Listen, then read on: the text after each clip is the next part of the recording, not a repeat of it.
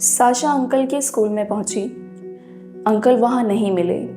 उसने पूछा तो पता चला कि अंकल ने पहले से बता रखा था कि वह कुछ दिन नहीं आएंगे। वैसे भी जो कोर्स वह पढ़ाते थे उसका सिलेबस पूरा हो चुका था। उसको लगा कि अंकल के घर का पता उसके पास होना चाहिए था। उसको जब और कुछ समझ नहीं आया तो वह चाय की दुकान पर पहुंची। वहाँ पर उसने जब अंकल के बारे में पूछा तो चाय वाले ने उसको एक लिफाफा दिया जो अंकल उसके लिए छोड़ कर गए थे। साशा ने लिफाफा खोला। साशा, तुम अगर ये लेटर पढ़ रही हो तो इसका मतलब है मैं घर लौट गया हूँ। मैं जाने से पहले तुमसे मिलना चाहता था, लेकिन मुझे लगा मेरे मिलने से ज़्यादा ज़रूरी है कि मैं अपनी समझ के हिसाब से तुम्हारा जवाब दे पाऊँ। साशा, सबसे अच्छी बात यह है कि तुम्हारे पास सवाल हैं। जिस दिन हमारे पास सवाल ख़त्म हो जाते हैं हम बूढ़े होना शुरू हो जाते हैं। साशा, जिस दिन अपने माँ बाप को दुनिया का बेस्ट माँ बाप मानने लगते हैं उसी दिन हम उनके जैसा बनना चाहते हैं, और अपने माँ बाप के जैसे बनने का सोचना या फिर उनसे थोड़ा सा बेहतर होने का सोचना अपने आप को बहुत लिमिट कर देने वाला है। हम अपने माँ बाप से बहुत बेहतर और बहुत बदतर दोनों ही हो सकते हैं। होता क्या है कि माँ बाप भी परफेक्ट होने का नाटक करते हैं। ये नाटक शुरू के कुछ साल तो अच्छा लगता है और चलता रहता है, फिर एक दिन इस नाटक से पर्दा हट जाता है और हमें पता चलता है कि ये इतने भी परफेक्ट नहीं हैं। सच कहूँ तो माँ बाप की बनी हुई इमेज टूटना बहुत ज़रूरी है ताकि हम जान पाएँ कि वे भगवान नहीं हैं। मैं जब तुम्हारी उम्र का था तब सोचता था कि मेरी लाइफ ही इतनी ख़राब क्यों है, इस लाइफ का कोई मतलब नहीं है। यकीन मानो, अगर तुम्हारे मन में कभी ना कभी ये सवाल आया तो तुम सही रास्ते पर हो। मैंने बहुत सोचा और एक उम्र बीतने के बाद मुझे समझ आया कि जीवन असल में बीता हुआ समय ही तो है और एक दिन ये समय ख़त्म हो जाएगा। ज़रूरी यह है कि हम बचे हुए समय को बचा लें। ये कितनी अच्छी बात है कि हमें पता ही नहीं कि हमारे पास समय कितना है। बीता हुआ समय अच्छी बुरी यादों के साथ कुछ ना कुछ पश्चाताप भी देता है। हमारी आँखों की जलन, शरीर में थकावट और जीभ पर कड़वाहट का होना कई बार हमारे बीते हुए समय की ही होती है। हमारा बीता हुआ समय हमें इतना कुछ दे देता है कि भविष्य के पास देने के लिए बस कुछ ही चीज़ें बचती हैं, डर और घबराहट की आगे क्या होगा, और उत्साह कि सब कुछ हमारे हिसाब से होगा। जैसे बीते हुए समय को आने वाले समय से अलग नहीं किया जा सकता, वैसे ही दुख को सुख से अलग नहीं किया जा सकता है। पर अगर हम जिंदगी भर दुख का भार लेकर बैठे रहेंगे तो चलना बहुत मुश्किल हो जाएगा। दुख उतना ही रहता है, लेकिन उसको ज़्यादा दिन अपने पास रखने से दुख का भार रोज़ बढ़ जाता है और एक दिन इतना हो जाता है कि झेलना मुश्किल हो जाता है। ज़्यादातर सुसाइड नोट में लोग यही तो लिखते हैं कि बस अब नहीं झेला जा रहा है। उदासी हमें पैरालाइज कर देती है।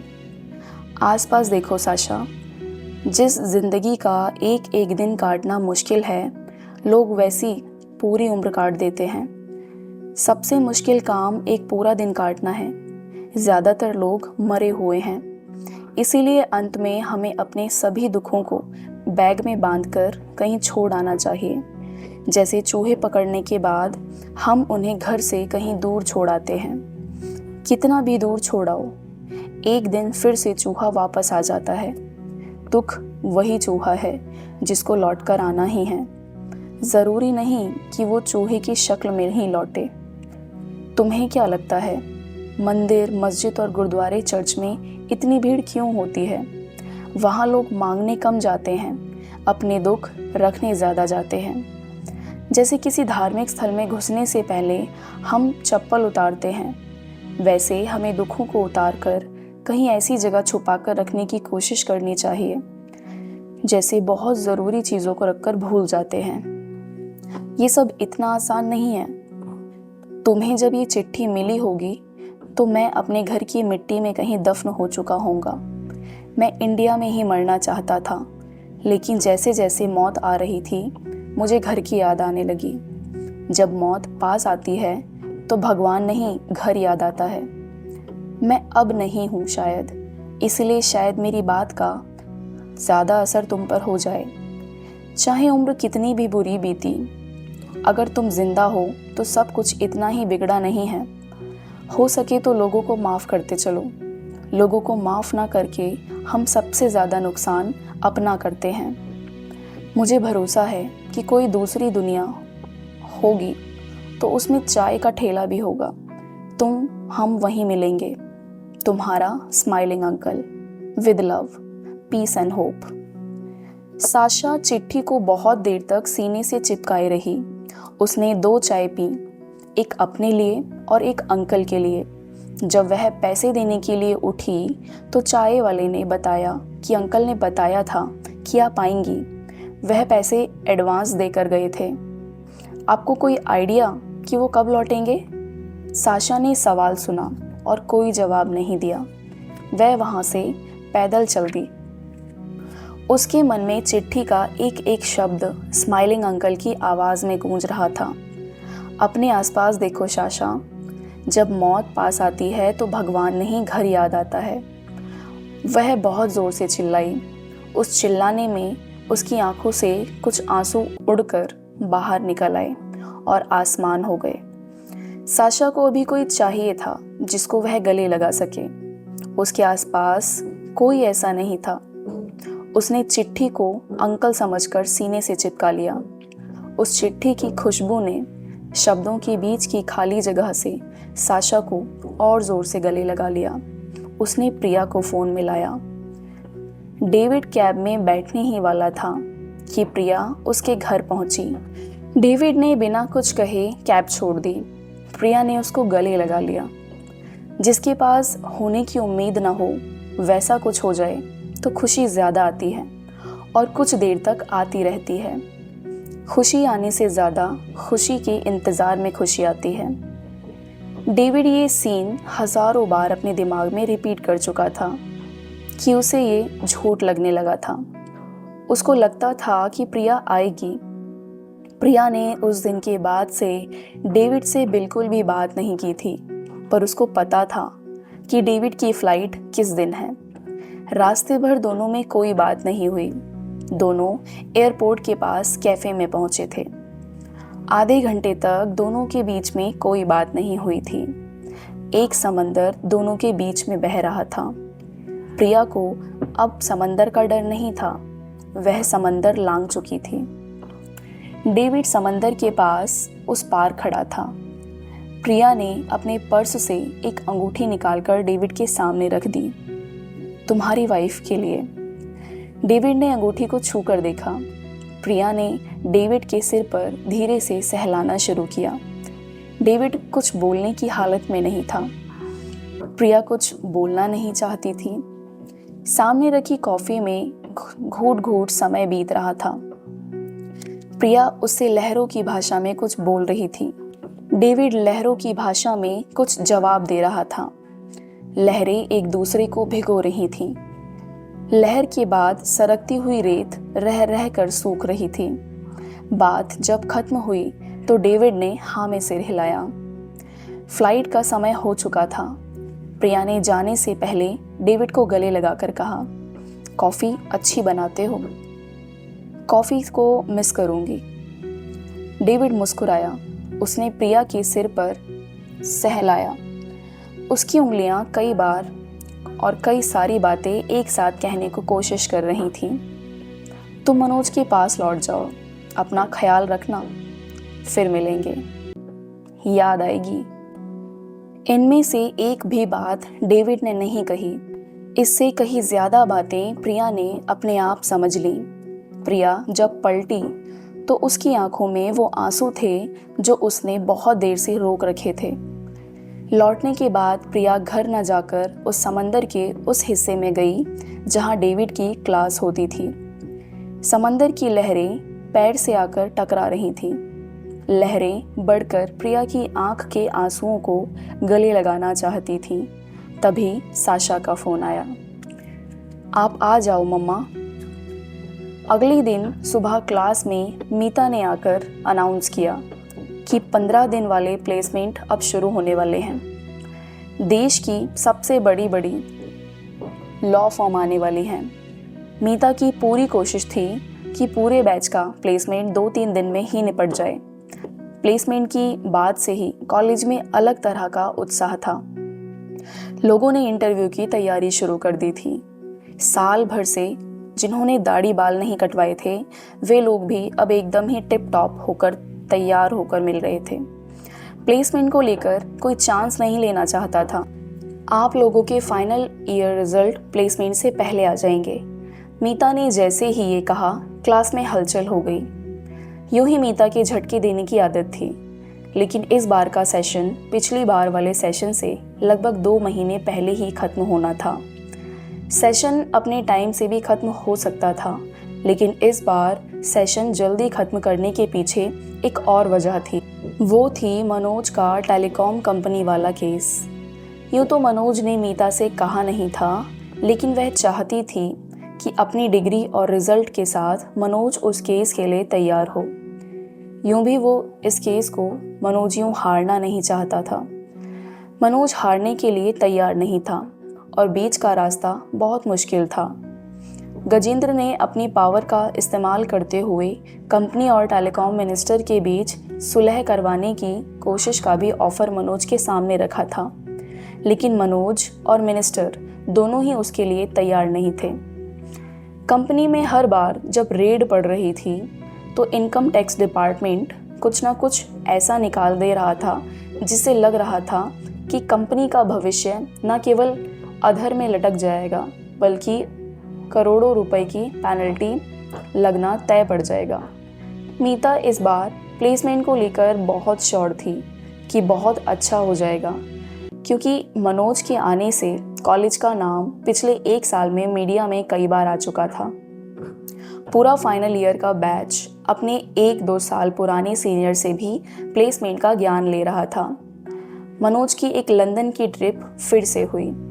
अब केस की हियरिंग की डेट में बस 1 महीना बचा था। कंपनी वाले लगातार पड़ने वाली रेड से परेशान थे। अब उनका पेशेंस जवाब दे चुका था। पेनल्टी लगी ही है, अभी देनी नहीं है। मनोज ने कंपनी के टॉप बॉस को आश्वासन दिया, लेकिन उनको भरोसा भी नहीं हुआ। वह मनोज को इस केस से हटाना चाहते थे, हालांकि उनकी बात हो चुकी थी। मनोज ने पहले भी विश्वास दिलाया था कि उसको एक मौका और चाहिए।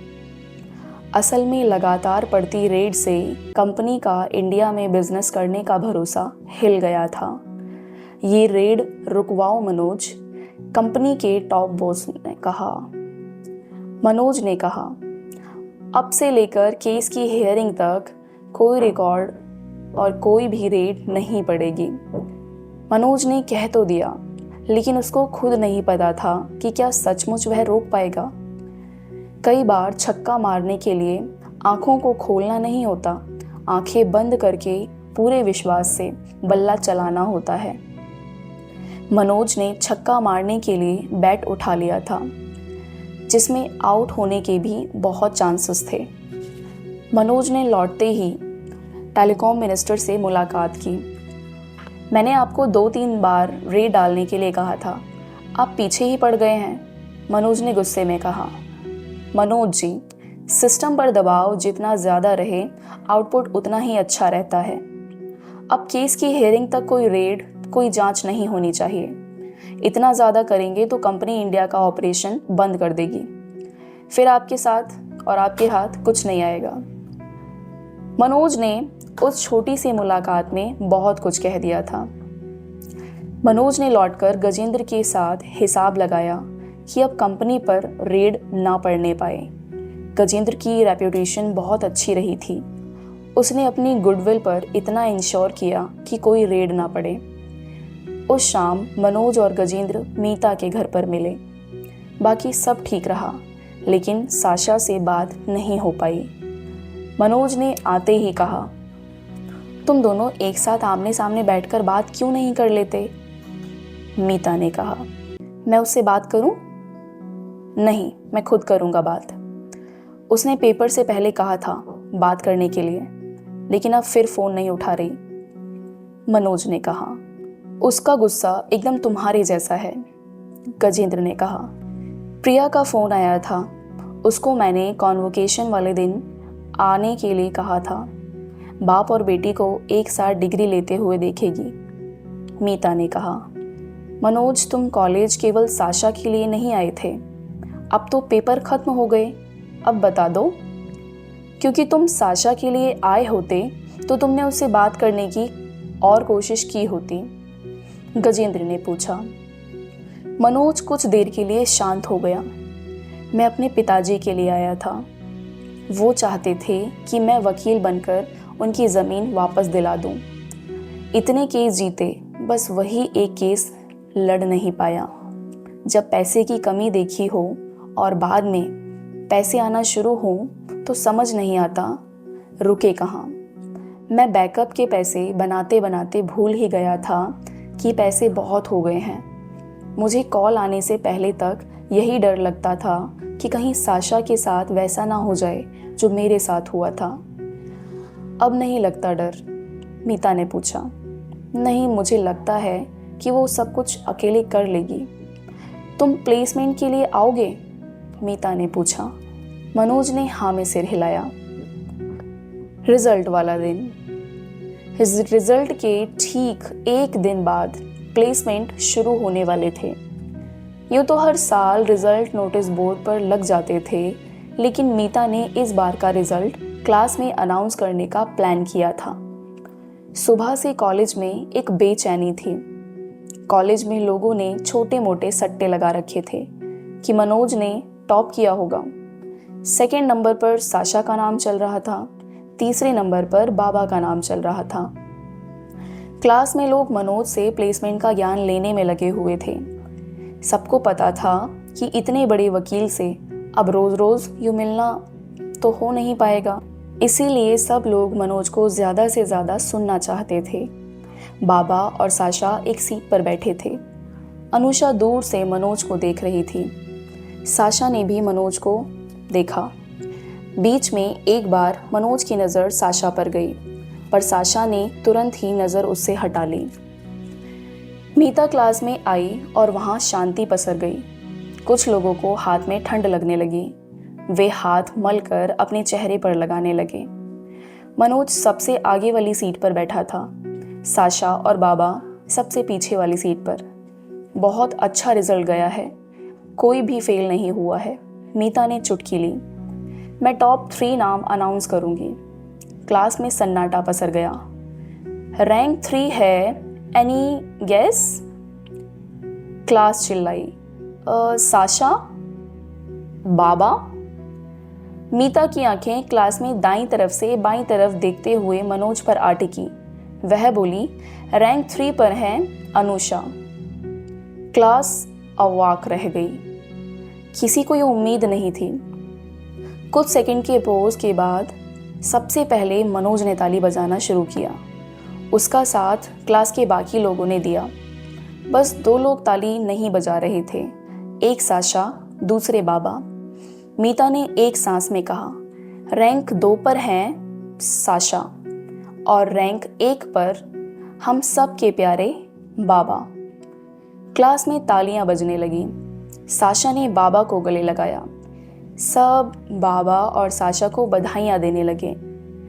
आप लोग इधर आइए, मीता ने सबको अपने पास बुलाया। मेरा एक सवाल मनोज से है।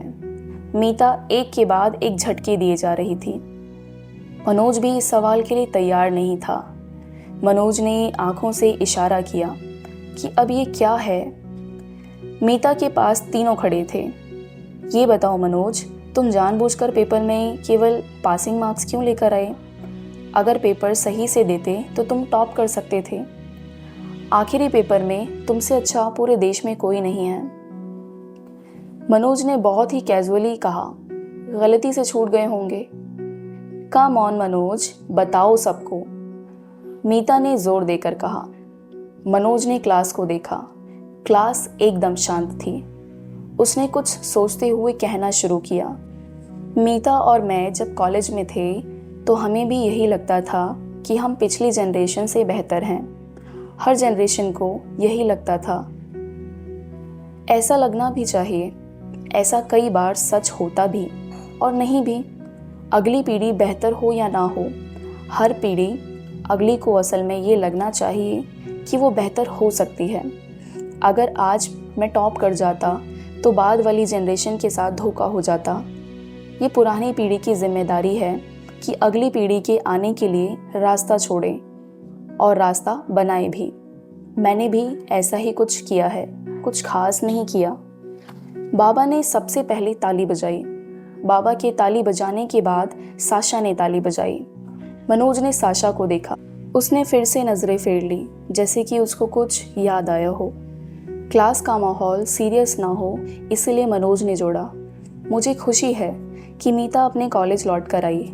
आई विश एंड होप कि मैं भी कभी ऐसा कर पाऊँ। मीता ने बीच में बात को रोकते हुए कहा, अब वो तो बता दो। मनोज ने पूछा, क्या? अरे, मीता ने आंखें दिखाते हुए कहा, ओह हाँ, तुम बोल दो। मनोज को कुछ याद आया। तो एक गुड न्यूज़ है कि मनोज अपनी फर्म के लिए कल प्लेसमेंट में रहेंगे। मनोज ने प्रॉमिस किया है कि पूरे बैच को वो ऑफ़र देने वाले हैं। क्लास में हलचल मच गई। काश मैं ऐसा कर पाता। अब ये थोड़ा ज़्यादा हो गया, लेकिन मेरी कोशिश रहेगी कि आपको ज़्यादा से ज़्यादा ऑफ़र मिले। All the best for your placements, Manoj ने कहा। मीता के साथ मनोज क्लास से बाहर निकल गया। बाकी सब लोग अपने रिजल्ट देखने में बिजी हो गए। अनुषा के मन में मनोज के लिए प्यार और बढ़ गया। साशा को लगा कि दूसरे के लिए रास्ता बनाने वाला आदमी उसका बाप है। ये बाप तो कहीं खो गया था। पिछले साल में पहली बार ऐसा हुआ था कि साशा को मनोज पर गुस्सा नहीं आया, लेकिन इसका मतलब ये नहीं था कि उसका गुस्सा खत्म हो गया था। उसके दिमाग में अभी उस हॉस्टल के कमरे से निकलते हुए दरवाजे पर खड़े मनोज की तस्वीर थी और किसी औरत को गले लगा रहा था। प्लेसमेंट से पहले वाली रात काफ़ी लंबी होती है। बैच के लोगों को आज नींद नहीं आने वाली थी।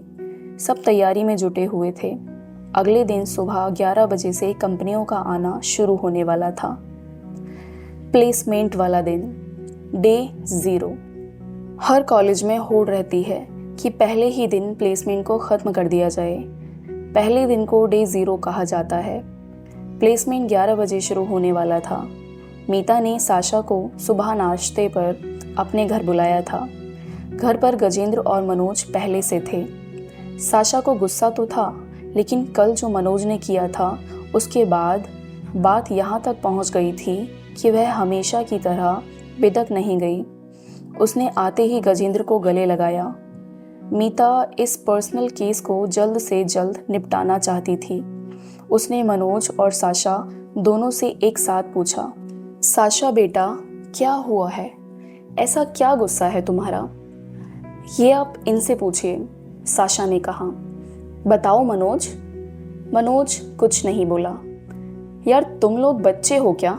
साशा बताओ, मीता ने पूछा। आप इनसे पूछो, साशा ने दोबारा दोहराया। मीता का पेशेंस अब जवाब दे रहा था। इन्होंने मम्मी को, साशा इतना कहकर रुकी। फिर उसने अपने दिमाग में गोवा की उस रात को रिपीट किया और बोली, मैं वेट करती रही पर पापा थे ही नहीं। क्यों नहीं रोका उन्होंने मम्मी को? गोवा में होटल में से किसी के कमरे से ये बाहर निकल रहे थे। गजेंद्र चौंका। मीता ज़्यादा चौंकी। उसने बीच में काटना चाहा, लेकिन मनोज ने उसको रोका।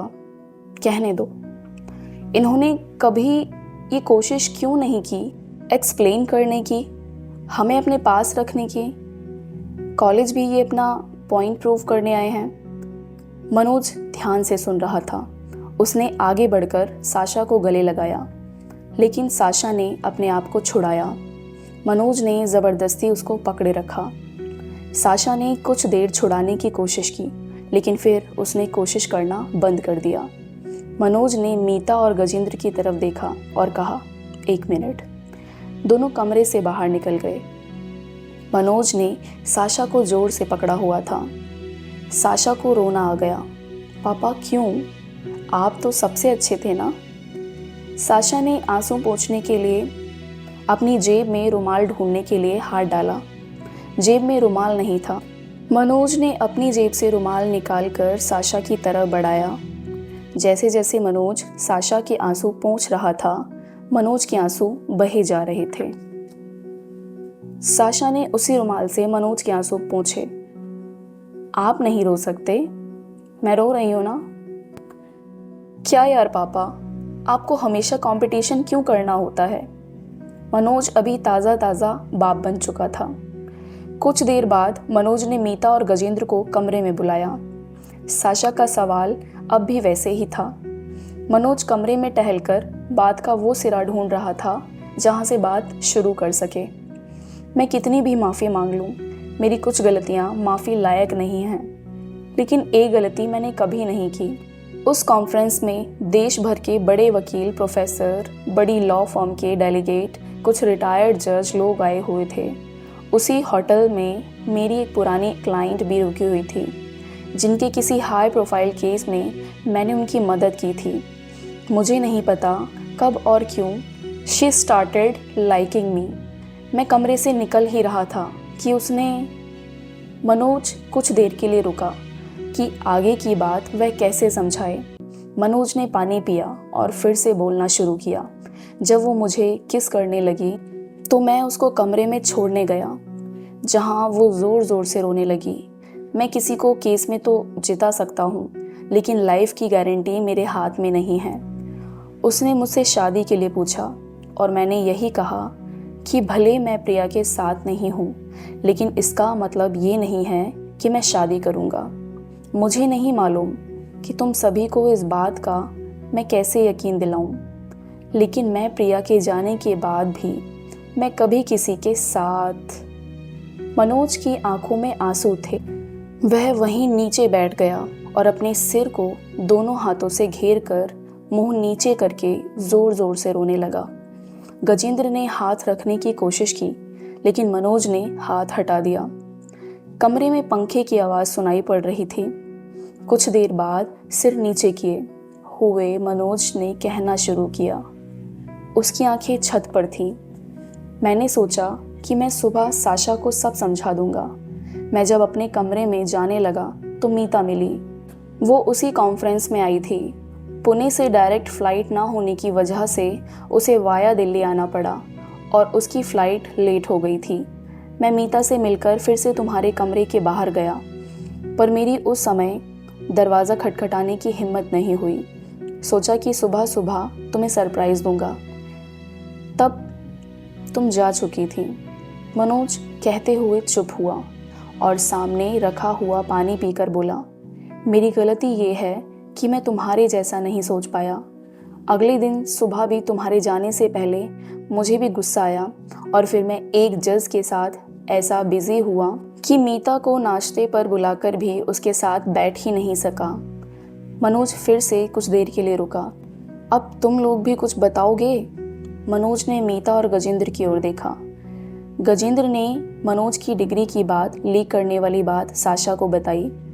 साशा को स्माइलिंग अंकल की चिट्ठी याद आई। मनोज अब हल्का महसूस कर रहा था। चारों ने चुपचाप नाश्ता किया। 10 बजे तुम मेरे ऑफिस में मिलो और बाबा को भी बोल देना, मीता ने नाश्ता खत्म करते हुए कहा। बैच में सबसे ज़्यादा पैसे की जॉब किसकी लगती है, ये लड़ाई अलग चल रही थी। नॉर्मली टॉपर को सबसे अच्छी कंपनी में सबसे पहले बैठने का मौका मिलता है। मीता ने बाबा और साशा दोनों को अपने ऑफिस में बैठाया। तुम दोनों से ज़रूरी बात करनी है। जो भी कहा जाए उसको ध्यान से सुनना। कोई जल्दी नहीं, कोई प्रेशर नहीं। मीता ने लैंडलाइन उठाकर कहा, भेज दो। मनोज कमरे में आया। कुछ देर में प्लेसमेंट शुरू हो जाएगा। मेरे पास तुम दोनों के लिए एक ऑफ़र है और एक न्यूज़ है। न्यूज़ पहले देता हूँ। मैं एक्टिव प्रैक्टिस छोड़ रहा हूँ। बस एक केस बचा है। वो मैं चाहे जीतूँ या हारूँ, वो मेरा आखिरी केस होगा। और ऑफ़र ये है कि मुझे ऐसा लगता है कि तुम दोनों मेरी लॉ फर्म को संभाल सकते हो। आराम से सोच लो। इससे पहले कि साशा या बाबा रिएक्ट करते, मनोज कमरा छोड़कर चला गया। मीता ने भी वही कहा। तुम लोग आराम से सोच लो। मीता भी कमरे से बाहर निकल गई। बाबा और साशा कुछ देर चुप बैठे रहे। साशा ने बात बदलते हुए कहा और पूछा, मम्मी कैसी हैं? ठीक ही होंगी, कई दिनों से बात नहीं हुई है। वैसे तुम्हारे पापा अजीब आदमी है यार साशा ब्रो। क्यों, ऐसे क्यों कह रहे हो? तुम जानती नहीं, ये आदमी मेरा रूममेट था। असलियत केवल रूममेट को पता होती है। अच्छा, हमें भी बताओ कुछ। बाबा उठे और सामने रखी बोतल का पूरा पानी एक बार में पीकर बोले, मेरे साथ रहना आसान नहीं है। 2 साल में 6 लोग कमरा छोड़कर चले गए थे। ये आदमी टिका रहा यार। अजीब नहीं तो और क्या है। साशा को हंसी आ गई। साशा ने हाथ बढ़ाया, बाबा ने हाथ बढ़ाया। मज़ा आएगा साशा ब्रो। ओके बाबा ब्रो। डे 0 ख़त्म होने से पहले ही पूरा बैच प्लेसमेंट शुरू हो चुका था। मनोज की फर्म ने 2-3 और भी लोगों को ऑफर दिए थे। कॉलेज के इतिहास में इस साल का प्लेसमेंट सबसे अच्छा गया। शाम तक पूरा कॉलेज पार्टी में डूब चुका था। शाम तक सभी को खबर हो चुकी थी कि बाबा और साशा इस देश की सबसे बड़ी लॉ फर्म में से एक को संभालने वाले थे। मीता ने अभी से ही कॉन्वोकेशनल की डेट अनाउंस कर दी थी। ये डेट जानबूझकर मनोज के केस के बाद की रखी गई थी। अगले दिन के अखबार कॉलेज के प्लेसमेंट की खबर से पटे हुए थे। 1 महीने बाद, पिछले 1 महीने मनोज ने दिन रात लगकर टेलीकॉम वाले केस की तैयारी की थी। इस तैयारी में उसका साथ बाबा और साशा ने दिया। सीनियर जज से मिलकर उसने अपनी डिग्री और अपडेट दिया था। मनोज के इस जेस्चर की तारीफ की जा रही थी। बार काउंसिल ने उसको केस लड़ने के लिए परमिशन दे दी थी। हालांकि ये मनोज का आखिरी केस होने वाला था। ये खबर अभी बाहर नहीं आई थी। मनोज अपने आखिरी केस में कोई कसर नहीं छोड़ना चाहता था। इतनी मेहनत उसने कभी नहीं की थी। सैकड़ों किताबें, 1000 पेज के नोट्स, दुनिया भर के टैक्सेशन के रूल्स उसने घोंट लिए थे। उस पर टेलीकॉम मिनिस्टर और कंपनी दोनों तरफ से प्रेशर था। जैसे जैसे हियरिंग की डेट करीब आ रही थी, ये दबाव बढ़ता जा रहा था। मनोज ने पेपर पढ़ना बंद कर दिया था। वह अपने ऑफिस में सोता जागता। जब शाम को बाबा और साशा के साथ टीम ऑफिस छोड़कर जाती है और अगले दिन चाहे जितनी भी सुबह आती, वह काम करते हुए ही मिलता। केस की हियरिंग अगले दिन थी। मनोज सब कुछ फाइनल करके एक पन्ने पर लिख चुका था। वह बहुत देर से अपने कमरे में चुपचाप बैठा हुआ था। उसने सबको भेज दिया था। रात के करीब 2 बजे जब वह कमरे से बाहर निकला तो देखा साशा रुकी हुई है। साशा अब भी ऑफिस में थी। वह केस के ही काम में लगी हुई थी। मनोज साशा के पास आया। साशा उठकर खड़ी हुई। मनोज कॉफ़ी मशीन के पास गया। उसने 2 कप कॉफ़ी बनाई और साशा के पास आकर डेस्क पर बैठ गया। उसने एक कॉफ़ी साशा की तरफ बढ़ाई। मन लग रहा है तुम्हारा? हाँ पापा। जब मैंने पहला केस लड़ा था तो मुझे पता था कि मैं केस जीत जाऊंगा।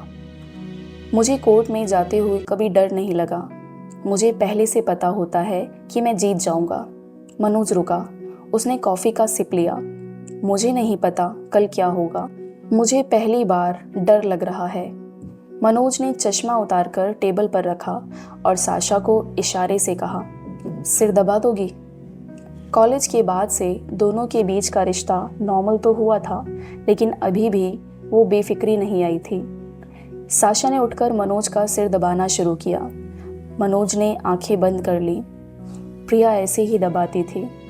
मनोज ने साशा का हाथ अपने हाथों में लिया। तुम्हारे हाथ एकदम प्रिया के जैसे हैं। मनोज को साशा के हाथ की लकीरों में भूले भटके हुए रास्ते दिख रहे थे।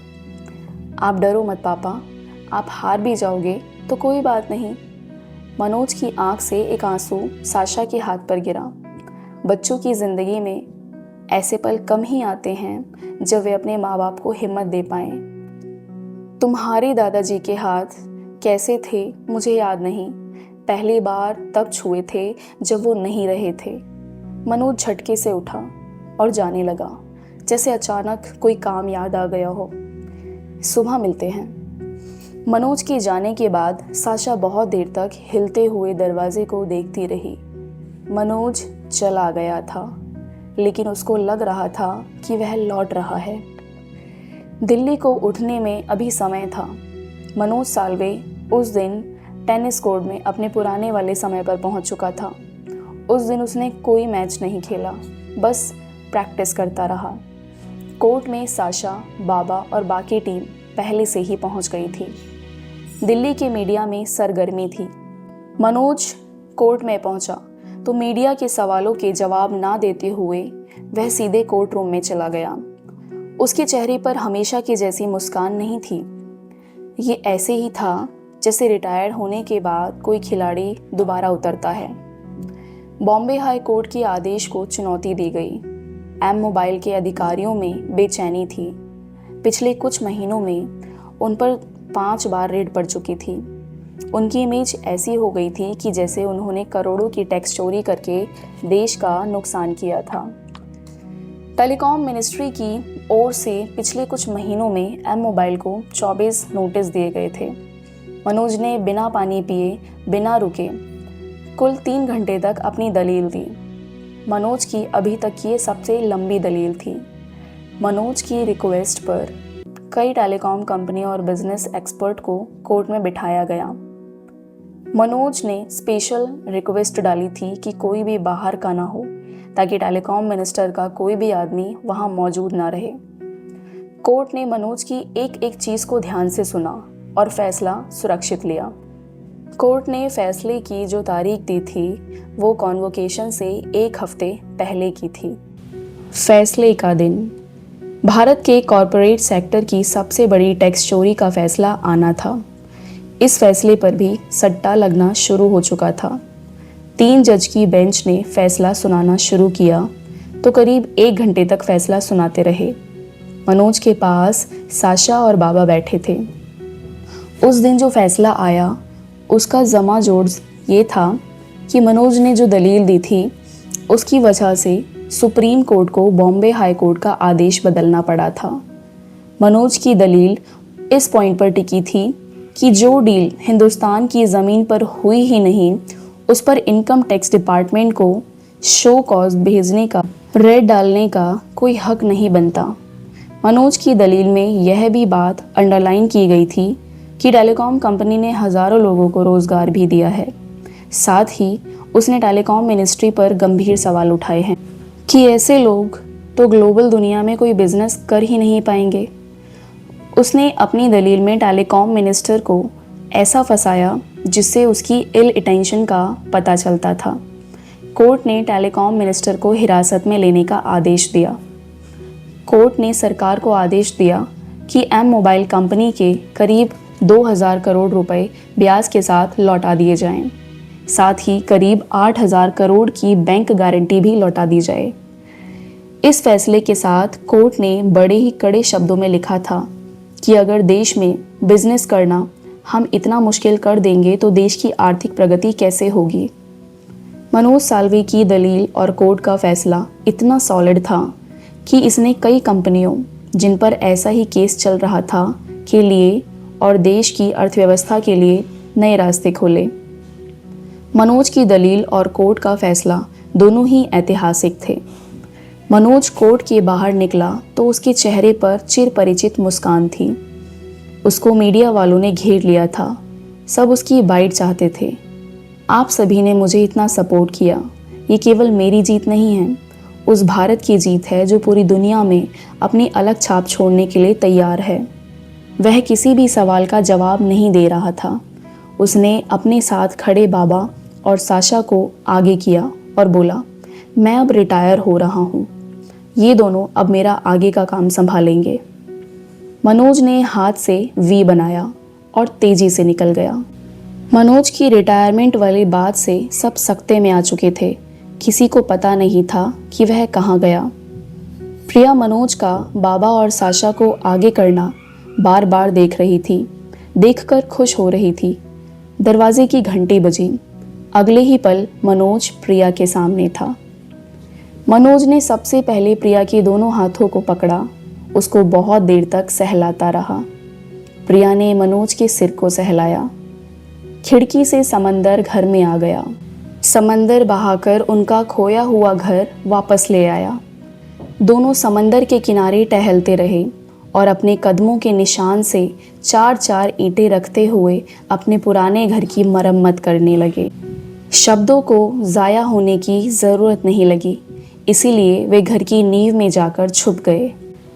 वक्त की कैद में ज़िंदगी है मगर चंद घड़ियाँ यही हैं जो आज़ाद हैं। इनको खोकर कहीं जाने जा उम्र भर ना तरसते रहो। आज जाने की जिद ना करो। डैफनी के कैफ़े से फरीदा खानम की गज़ल की आवाज़ लहरों के साथ आ रही थी। प्रिया के हाथ अब भी मनोज के सिर पर थे। सूरज रुक रुक कर खांस खांस कर डूब रहा था। साशा ने जब वीडियो कॉल किया तो मनोज और प्रिया को एक फ्रेम में देखकर खुश हुई। उसकी मोबाइल स्क्रीन थोड़ा सा भीग गई। टेलीकॉम मिनिस्टर का बुढ़ापा अब जेल में बीतने वाला था। अगर पुराना वाला मनोज होता तो जेल में जाकर मिनिस्टर को फिर से याद दिलाता कि उसने किससे पंगा लिया था। लेकिन मनोज बदल चुका था। कॉन्वोकेशन पर जाने के लिए मनोज और प्रिया तैयार थे। कॉलेज में सुबह से ही चहल पहल थी। पूरा बैच पहुंच रहा था। साशा और बाबा पहले से ही पहुंच चुके थे। मनोज प्रिया के साथ पहुंचा। सेरेमनी शुरू होने वाली थी। मनोज अपने साथ अनुभा और गुनगुन को भी लेकर आया था। गजेंद्र का भी कोर्स उसी दिन खत्म होने वाला था। सभी मनोज के साथ फ़ोटो खिंचवा रहे थे। मनोज बैच के हर लड़के लड़की से गले मिल रहा था। अनुषा मनोज के पास आई। मनोज ने प्रिया को अनुषा से मिलवाया। मनोज ने अनुषा के बारे में प्रिया को बता रखा था। प्रिया ने अनुषा को अपने साथ बैठाया। बाबा की माँ भी आई हुई थी। बाबा घूम घूम कर उनको कॉलेज दिखा रहे थे। साशा मनोज और प्रिया के बीच में बैठी हुई थी। सेरेमनी के बाद सबने अपनी ग्रेजुएशन ड्रेस की टोपियाँ हवा में उछाली। ये तस्वीर हमेशा के लिए फ्रीज हो गई। सब एक दूसरे से मिल रहे थे। कॉलेज में घूम घूम कर यादें ताज़ा कर रहे थे। इस बीच धीरे से मनोज सबकी नज़र बचाकर कॉलेज से निकल गया। वह बस स्टैंड पहुंचा। उसने एक सरकारी बस ली। ठीक वैसे जब वह पहली बार कॉलेज से अपने गांव के लिए लौट रहा था।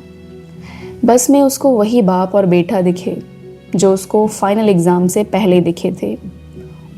वह उनके पीछे वाली सीट पर बैठ गया। उसने अपना मोबाइल बंद कर दिया था। कुछ देर बाद कॉलेज में लोगों ने उसको ढूंढना शुरू किया। मनोज के ना मिलने पर कोई घबराया नहीं। सबको पता था कि अब इस बार वह भटका नहीं होगा। तुम्हारे दिमाग में कहानियाँ छुपा रहा हूँ। बुरे वक्त में ये कहानियाँ काम आएंगी। बाहर शोर बहुत है। जब भी परेशान होना तो इनमें से कोई कहानी बाहर निकाल कर सुन लेना। मनोज को अपने पिता की बात पर कभी विश्वास नहीं हुआ था। उस दिन अपने आप बेटे बाप को उसने बेटे के कान में कहानी बोते हुए देखा और उसकी बचपन की सुनी हुई सारी कहानियाँ सच होने लगी। 12 घंटे के सफ़र के बाद मनोज जब अपने गांव पहुंचा तो सुबह होने वाली थी। हवा में नमी थी। वो बाप बेटा भी मनोज के साथ उतरे। वह उनके पीछे चलने लगा। जैसे जैसे मनोज आगे बढ़ता जा रहा था उसका शरीर हल्का होता जा रहा था। कुछ ही देर में वो बच्चा बड़ा हो गया। मनोज ने देखा कि वो आदमी जो उसके साथ चल रहा है वह उसके पिता हैं। मनोज का खेत आ चुका था। चिड़ियों की चहचहाहट शुरू हो चुकी थी। मनोज ने अपने कपड़े उतारे और उस खेत में लेट गया, ठीक वैसे ही जैसे उसके पिता लेटा करते थे। मनोज को अपने सिर पर एक हाथ महसूस हो रहा था। सड़क पर पत्ते आवाज़ कर रहे थे और मनोज को पिता की तुतलाती आवाज़ सुनाई पड़ रही थी। मनोज ने अपने पिता का हाथ अपने हाथ में ले लिया। उसने उस हाथ को अपने माथे, सिर, गाल, पूरे शरीर पर लगाया। उसके पूरे शरीर में मिट्टी लग रही थी और वह हल्का होता जा रहा था। कुछ देर में वह इतना हल्का हो गया था कि वह हवा में तैरने लगा। खेत उसके लिए पिता हो गए। उसकी आंख कुछ देर के लिए लगी और उसकी बरसों पुरानी थकावट दूर हो गई। मनोज आधी नींद आधी जागी हालत में कुछ बुदबुदा रहा था। वो शब्द क्या थे सही से सुनाई नहीं दिए।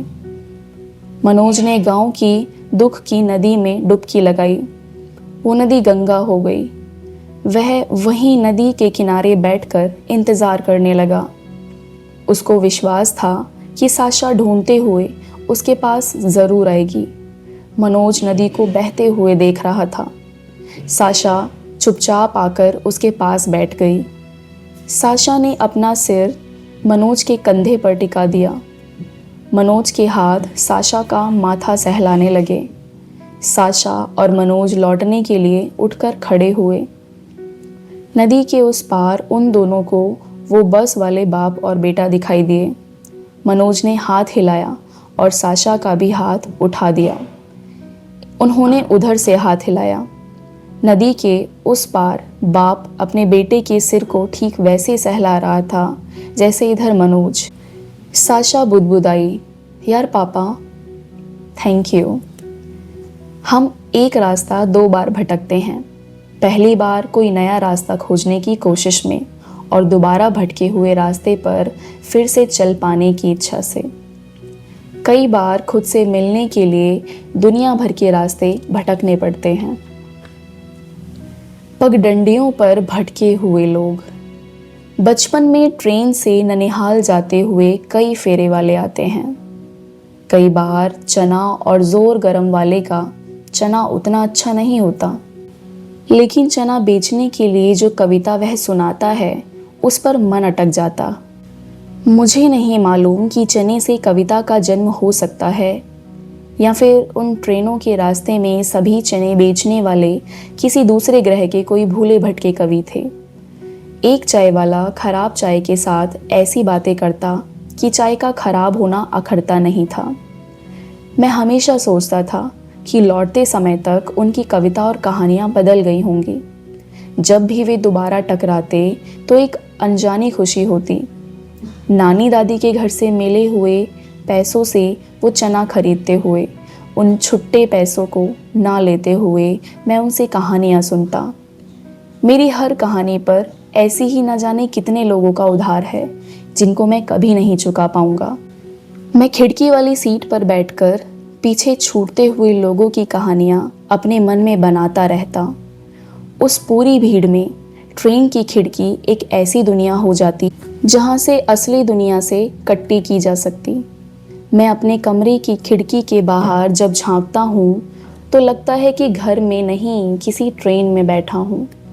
अभी कोई फेरी वाला आएगा और अपनी कहानी सुनाकर मुझे उस एक नई दुनिया में ले जाएगा। मेरी ट्रेन एक चलता फिरता हवाई जहाज़ बन जाएगी और मैं पूरी दुनिया घूम लूँगा। यार पापा वही एक कहानी है जो मैं उस बच्चे को सुनाना चाहता हूँ जिसको खिड़की पसंद है।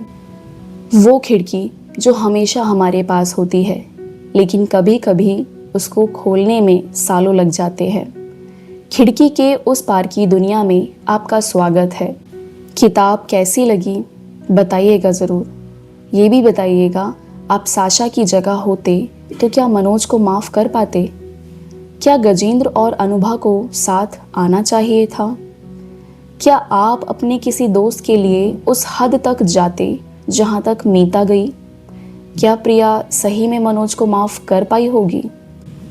हर किताब एक प्रेमिका से ब्रेकअप की तरह ख़त्म होती है।